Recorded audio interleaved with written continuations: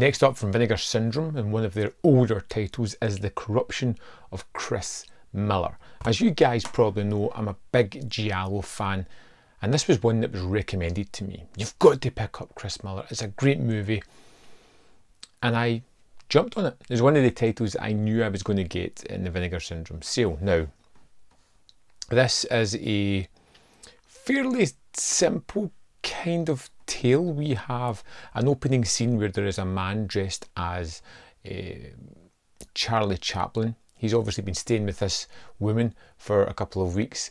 She's telling him to get out because her husband is coming back, and he brutally murders and takes all her money and runs away.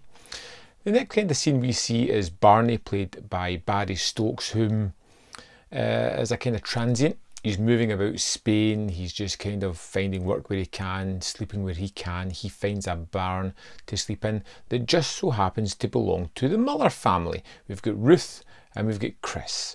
Ruth is played by Jean Seberg and Chris is played by Marisol. One name, a woman, Marisol herself, who is simply fighting a war against lingerie by refusing to wear any throughout the movie. There is no bras in any sight of her shots, and quite often she's either riding a horse, riding a bike, or just generally jumping up and down or bending over in salacious ways. I'm not complaining, it's just what it is. And you have these stepmother and daughter in house, and they have this really weird relationship. It's almost like a codependence. They've got this house that they ritualistically lock up at night. They've got this relationship that really borders on almost kind of incest. They're not really related, but there are leanings towards them having a sexual relationship of sorts, a kind of strange bond that they have. And it's wonderful performances by all three of the actors, and it's pretty much just a triple hander. We have these three actors in a house, and although it starts with a murder, it kind of goes into almost melodrama for a long section of the movie. We get to see how the dynamic of Barney being introduced into this girl's relationship, how it kind of shakes everything up, how it kind of rocks the foundations, how it kind of brings to the forefront fears that both these girls have, and kind of past trauma as well, while he kind of sexualizes both of them, using them as much as they are using him. And I really kind of liked it, even though it's kind of melodrama and just drama for drama's sake. It doesn't matter, because you've got three wonderful performances. You've got this idea of constant psychological trauma being reawoken throughout the characters, and you get these really kind of tense sequences where you're kind of afraid that something bad is going to happen because of that scene at the start.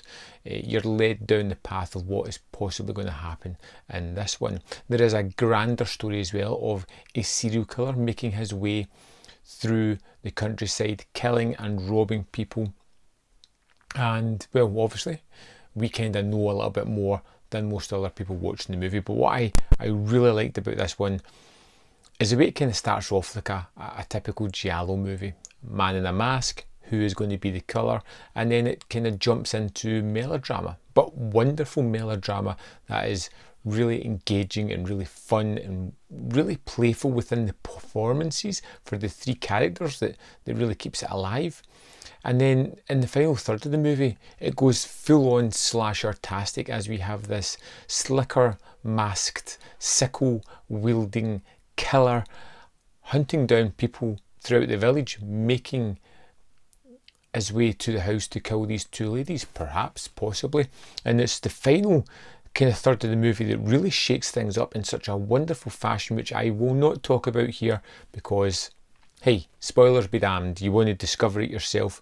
But I was really shocked by the ending of this movie, but wonderfully so. It was a really surprising ending and finale I really kind of liked, and it takes an almost supernatural twist with a road that happens at one point, with a final shot that I really liked, and it really kind of solidified this movie as being something that was really solid, something I really enjoyed and found to be really terrific, something I would go back to again. Like I said, 3 characters, main performances are all wonderful and terrific. It has a real sense of atmosphere and dread, and just looks amazing, as you would expect from Vinegar Syndrome. I would highly recommend this one. If you're into Giallo, it's not your typical Giallo, it's a little bit different, but it's all the better for being that.